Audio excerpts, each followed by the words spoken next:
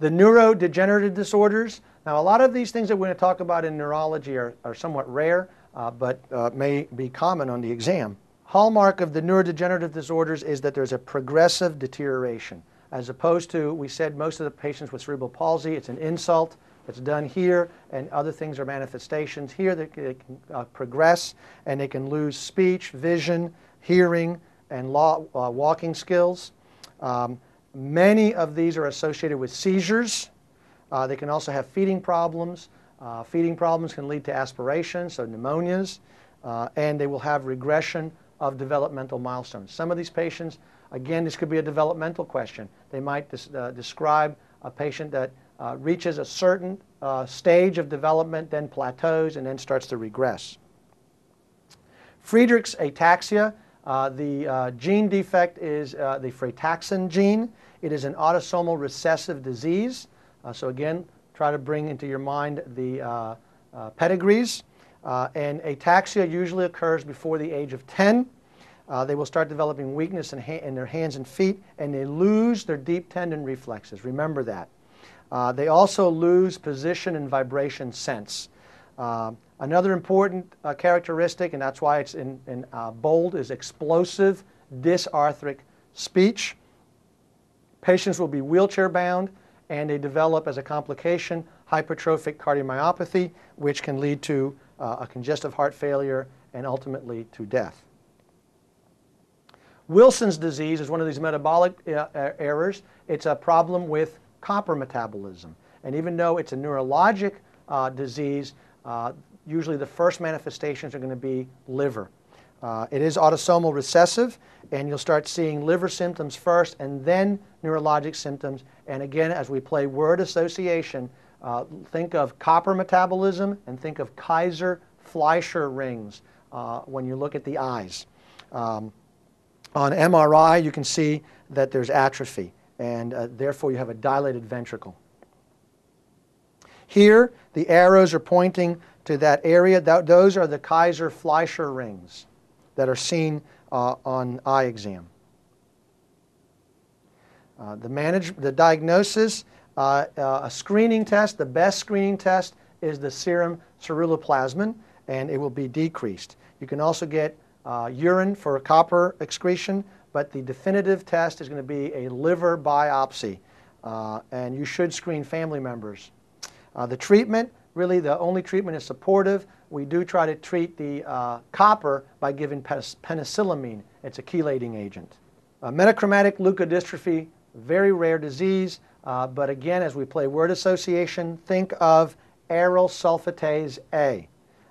It accumulates in the myelin sheath, and it is an autosomal recessive disease. Findings, look at the word Kressel violet for metachromatic staining. They'll throw that in there, and that's what you need to start thinking about the metachromatic leukodystrophy.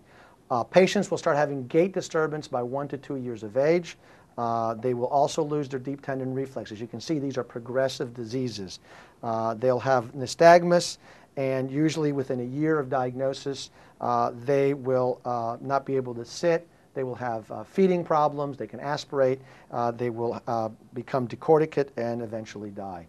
Adrenoleukodystrophy. This is an X-linked recessive disease. They have adrenal cortical insufficiency.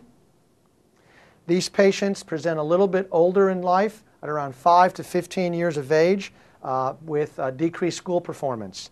They can also have behavioral changes and then gait problems.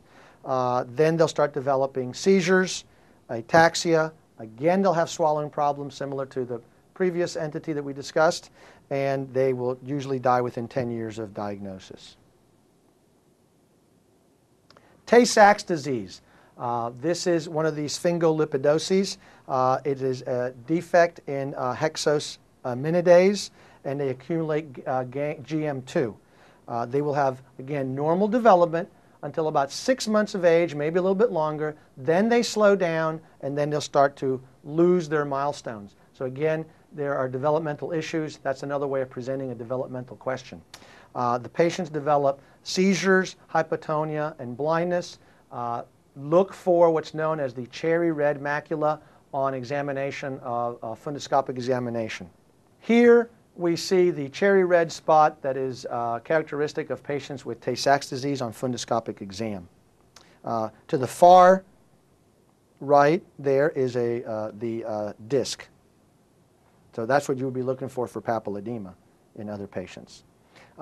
Tay-Sachs disease is common in the Ashkenazi population with a carrier rate of about 1 in 30.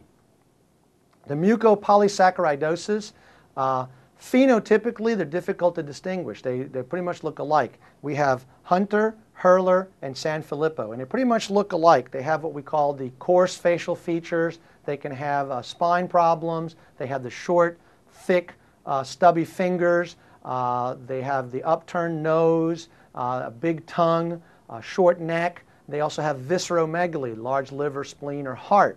So they pretty much look alike. The Hunter is X-linked. The way to remember is the Hunter shoots with his arrow and X marks the spot. It's X-linked.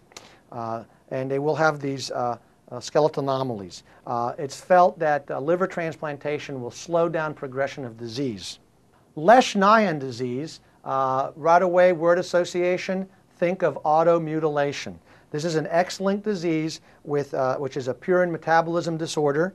They will have accumulation of uric acid, so they will have a gouty arthritis. But remember self-mutilation. These patients sometimes have to have actually their teeth pulled out because they bite themselves and can cause serious damage.